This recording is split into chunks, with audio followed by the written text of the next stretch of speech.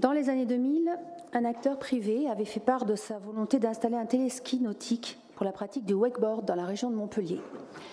Sous la précédente mandature, la mairie de Baillargues a transféré à la métropole de Montpellier sa compétence en la matière. Ce sont des faits. Les contribuables de la métropole ont donc payé ces dernières années la construction, la mise en place d'un parc de loisirs à environ 10 km de la mer. Il nous avait été expliqué en 2021-2022 que tout cela serait finalement confié à un exploitant privé. Aujourd'hui, le Conseil doit délibérer sur une déclaration d'infructuosité de la procédure de DSP, de délégation de service public, lancée par les services de la métropole en 2022. Ce parc Bruyère est pourtant situé à petite distance du complexe hôtelier qui vient d'être restauré par le groupe Eoden au golfe de Massane. Le 24 septembre dernier, une conférence de presse d'ailleurs avait été organisée à la suite de l'inauguration de la Renaissance de Massane. La presse locale s'en est fait l'écho, a publié un article avec des photos.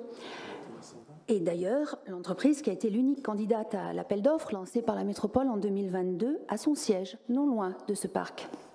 Alors, les questions se bousculent. Et la transparence est toujours aussi opaque. Cela fait plus de 4 ans que nous sommes élus. Les habitants de la métropole ne disposent aujourd'hui d'aucune information précise concernant ce que ces travaux ont coûté. Plus de 15 millions d'euros, près de 20 millions d'euros.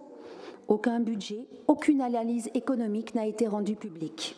La délibération, paragraphe 2, sur laquelle nous devons voter maintenant, précise que le parc Gérard Bruyère est un équipement métropolitain qui permettra de lier des activités de détente et de promenade propres à un parc naturel classique, à différentes activités sportives de plein air.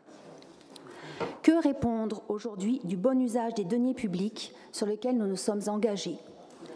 Dans un rapport d'observation de 2021, la Chambre régionale des comptes écrit en page 14 que cet équipement devra trouver son équilibre financier. Il est écrit, aucune étude d'impact économique récente n'a été, à cet égard, produite.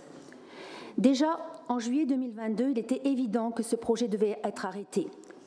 Mais est-ce que cela va être enfin le cas ? Depuis le début de ce mandat, depuis 2020, les travaux se sont poursuivis. Ça veut dire que la métropole a dépensé. Qu'en est-il donc aujourd'hui ?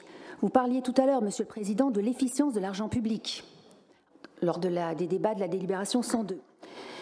Déjà, en 2022, j'affirmais ici que ce projet de parc multiglisse, financé par une personne publique, est totalement incongru sur le plan économique, écologique et social, et qu'il fallait dire stop. Je vous renvoie à mon intervention ici dans ce Conseil du 6 juillet 2022. Aujourd'hui, vous annoncez que la société subdélégataire n'a pas obtenu le prêt bancaire demandé. Pour quelles raisons ce projet de parc de loisirs serait-il donc maintenu aujourd'hui ? En l'absence de toute information, les doutes se multiplient. Je vous remercie.